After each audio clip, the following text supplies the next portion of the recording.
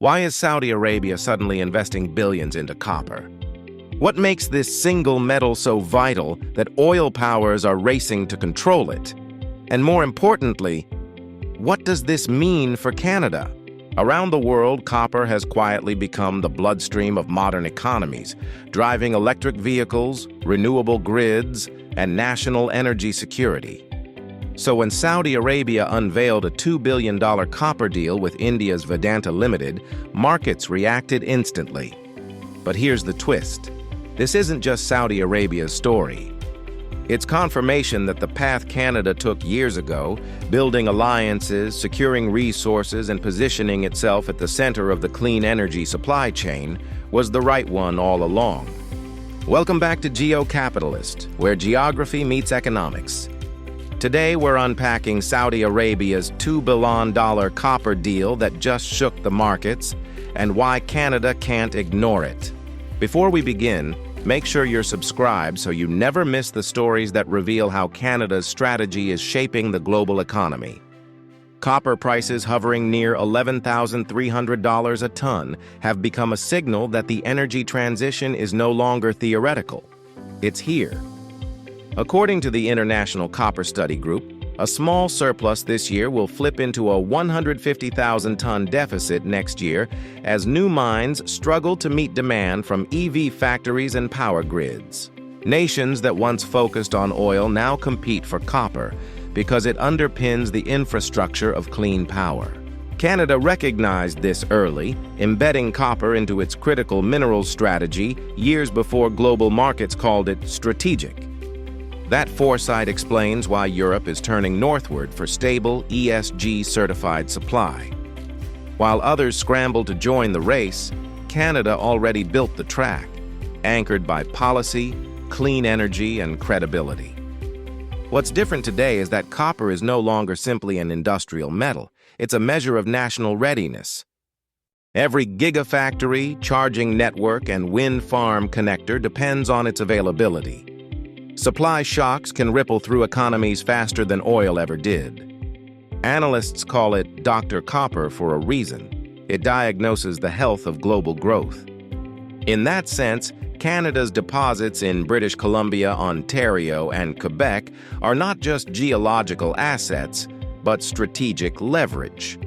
The same clean hydropower that makes its aluminum world-class now supports low-carbon copper production, giving Canada an environmental advantage most competitors can't match. While prices fluctuate day to day, the long-term story is steady. The nations that secure ethical, traceable copper will lead the next industrial cycle. Canada is already in that position, trusted by investors, aligned with allies, and prepared for a decade when demand for reliability outweighs demand for speed. Under Vision 2030, Saudi Arabia aims to transform its economy beyond oil, and copper has become the centerpiece of that diversification. Partnering with Vedanta Limited, the kingdom is spending roughly $2 billion on a massive industrial complex, one smelter and one rod plant capable of producing 700,000 tons annually. It's a strategic attempt to capture value from processing, not just extraction, and to feed global demand for low-carbon metals. In truth, it's a move inspired by what countries like Canada have already begun, leveraging mineral wealth through industrial partnerships. Saudi Arabia's deal demonstrates how quickly energy markets are realigning toward the same conclusion Canada reached first, that copper isn't just a commodity, it's the new foundation of energy independence. For Riyadh, this venture serves multiple goals. It creates downstream jobs, signals to investors that Saudi Arabia is open for advanced manufacturing, and ensures the kingdom's influence extends into renewable technology. The planned facilities, one of the region's largest, will transform imported concentrate into refined metal and finished rods for electric cable producers across Asia, Europe, and Africa. It's a statement that the Gulf wants to be part of the supply chain that powers the post-oil century. Yet the investment also underscores how late many nations are to this realization. Canada began aligning policy, finance, and environmental regulation years earlier, meaning its projects now mature precisely as newcomers break ground. The Saudi project adds capacity, yes, but it will depend on stable suppliers of concentrate, the kind of reliable, ethically sourced feedstock Canada can provide. So rather than challenge Canada, this $2 billion move complements Canada's leadership, expanding global refining capacity that ultimately increases demand for Canadian output. Years before Riyadh's announcement, Ottawa was laying the groundwork for Western copper security. The 2022 Critical Minerals Strategy and the 2025 Canada-Germany Declaration of Intent established a cross-Atlantic corridor linking Canadian mines to European industry. The Troilus Gold Orubis offtake agreement, guaranteeing 75,000 tons of Canadian concentrate per year from 2028, symbolized that shift. It turned Canada from supplier to strategic partner. Combined with low-carbon hydropower and environmental credibility, Canada positioned its copper as the clean alternative Europe needs. Saudi Arabia may be spending billions to enter the sector, but Canada already owns the trust and infrastructure others are trying to replicate. Behind that progress is a deliberate policy arc. Canada understood that critical minerals diplomacy could serve as economic strategy and foreign policy at once. By weaving copper into trade talks and energy agreements, Ottawa ensured that future green technology supply chains would run through North American and European jurisdictions rather than adversarial ones. Provinces like Quebec and British Columbia reinforced that agenda through permitting reforms and grid upgrades, ensuring miners could scale responsibly. Meanwhile, Canadian research centers began exploring new refining methods using renewable electricity and lower-emission chemistry, proof that innovation, not extraction alone, drives competitiveness. The result is a national ecosystem where miners, refiners, and governments operate within shared ESG standards that investors trust. Europe's automakers and grid developers now view Canadian copper as insurance against geopolitical risk.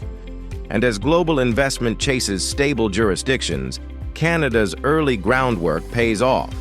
It doesn't need to react to every market headline because it already built the framework others are racing to imitate. When the Saudi Vedanta announcement hit, commodity desks called it a market shock. Traders expected an increase in refining capacity, but what they saw was a validation of rising demand. Reuters now projects average copper prices above $10,500 per ton through 2026, signaling long-term scarcity. For Canada, that scarcity translates to leverage. Each ton exported carries both profit and influence, especially as allied economies prefer transparent sourcing over volatile alternatives. Far from being threatened, Canada benefits when others invest. The more refining hubs emerge abroad, the more valuable Canada's reliable feedstock becomes. The market reaction also highlights a deeper truth. New refineries can be built in a few years, but credible supply chains take decades.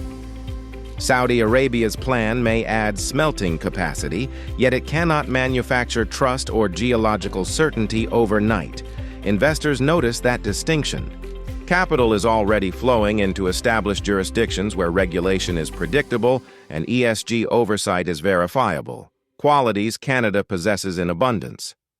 Meanwhile, downstream industries from European cable makers to North American EV manufacturers are locking in long-term contracts for ethically sourced concentrate, knowing future scarcity could be structural rather than cyclical. Analysts from Goldman Sachs to Wood Mackenzie echo the same theme. Copper has entered a supercycle defined by infrastructure, not speculation. In that environment, Canada stands as the anchor. While others ride headlines, Canada's strategy quietly compounds value through credibility, consistency, and copper that never needs political justification. For decades, the West mined copper but outsourced refining.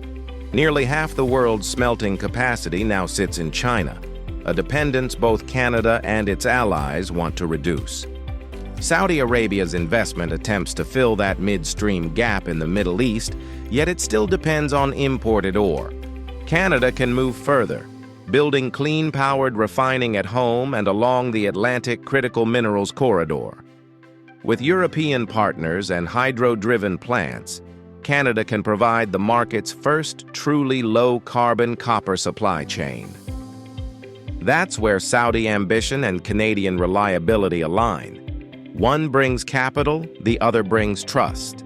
Together they can rebalance global metals, but Canada remains the cornerstone. The midstream is where control of the value chain quietly shifts. Whoever refines the metal sets the standards for price, purity, and access. For Canada, expanding refining capacity is more than industrial policy, it's economic sovereignty. The Atlantic corridor connecting Quebec's energy grid to European buyers can evolve into the Western world's clean metal artery. By combining renewable electricity with advanced electro-refining technology, Canada can lower emissions by up to 60% compared with conventional methods, offering manufacturers the green credentials they increasingly require. Furthermore, domestic midstream growth insulates Canada from logistics disruptions that have plagued global shipping since 2020. In this sense, Saudi Arabia's move underscores, not undermines, Canada's advantage. The more nations diversify refining geographically, the more the world depends on Canada's stable feedstock to keep those new facilities running. To secure its leadership, Canada must act deliberately. First, accelerate permitting for responsible mining expansion without compromising standards. Second, use public finance tools like EDC and BDC to de-risk clean power smelters. Third, deepen partnerships with Europe and Japan, expanding beyond Germany to Italy, Norway, and Finland. These aren't reactions to Saudi initiatives. They're continuations of a policy Canada designed early. The world's latecomers are spending heavily. Canada can now move smartly, attracting both investment and long-term trust. When markets look for stability in a noisy decade, Canada's governance and green grid become competitive advantages money can't buy. Strategic leadership also requires narrative control. Canada must communicate that its copper strategy isn't just mining, it's nation-building. By integrating Indigenous partnerships, environmental safeguards, and innovation funding, Ottawa can demonstrate that ethical production and profitability coexist. Expanding processing capacity in Atlantic Canada or northern Quebec would send a powerful signal that the Western Alliance can industrialize responsibly without relying on high-emission supply chains abroad. The government's collaboration with provinces and private capital should prioritize scalability, projects that can be duplicated across regions rather than one-off experiments. And internationally, Canada can leverage its diplomatic credibility to champion transparent copper pricing mechanisms that reward low-carbon producers. In short, Saudi Arabia's announcement validates the global opportunity. Canada's next step is to own it through action, coordination, and quiet confidence that true leadership is proven over time, not declared in press releases. The emerging copper map shows 3 interlocking hubs: Canada as the dependable supplier, Europe as the industrial consumer, and Saudi Arabia as a rising refiner. Instead of rivalry, this triangle brings balance. Saudi capital can accelerate processing. Canadian copper ensures ethical sourcing. European demand provides steady pull. The result is a more diversified, less China-centric supply chain, one where Canada's reliability anchors the entire system. Every refinery that opens abroad amplifies Canada's influence because it reinforces dependence on stable feedstock. In this new alignment, trust is currency, and Canada's reputation is gold. Beyond trade flows, this structure signals the birth of a new economic geography built on cooperation rather than confrontation. Canada's resource diplomacy with Germany and other EU members already serves as the framework that connects the triangle's edges. By linking Gulf investment to European demand through transparent Canadian supply, Ottawa effectively becomes the broker of balance in global metals. It's an understated form of leadership. Canada doesn't need to dominate the headlines. It quietly designs the architecture of trust that others rely on. For global manufacturers and investors seeking resilience, this configuration means fewer choke points, cleaner metal, and predictable governance. For Canada, it means strategic depth, the ability to engage with multiple partners without compromising values. As copper becomes the metal that powers the 21st century economy, cooperation under Canadian standards of sustainability and transparency offers the world a model that's not only profitable, but principled.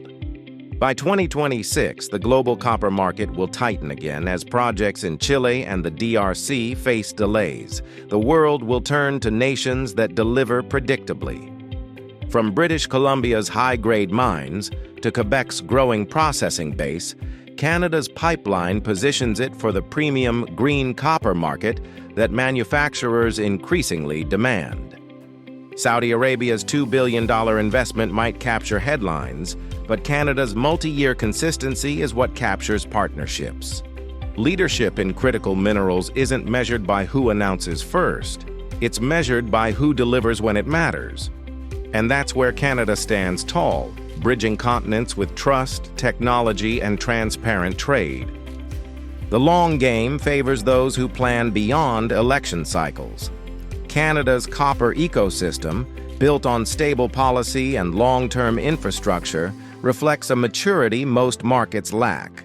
Global miners now view Canadian partnerships as the benchmark for ESG compliance, while European utilities classify Canadian metal as premium grade for green energy credits.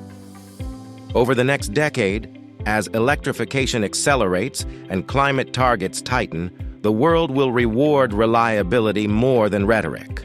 Every ton of Canadian copper shipped to an allied refinery represents not just export revenue, but diplomatic influence. Proof that free democracies can lead the clean energy economy responsibly. Meanwhile, Saudi Arabia's processing capacity, Europe's consumption, and Canada's production together weave a cooperative framework that outlasts short-term competition. By 2030, when the next round of global infrastructure spending begins, Canada won't be chasing the market. It will be setting the standard for it, defining what ethical, low-carbon resource leadership truly looks like. And there you have it. If you found this breakdown valuable, check our next video. It connects directly to what Canada is building. And don't forget to subscribe. Your support keeps us independent, sponsor-free, and fearless. This was Saudi Arabia's $2 billion copper deal just shook the markets, and Canada can't ignore it.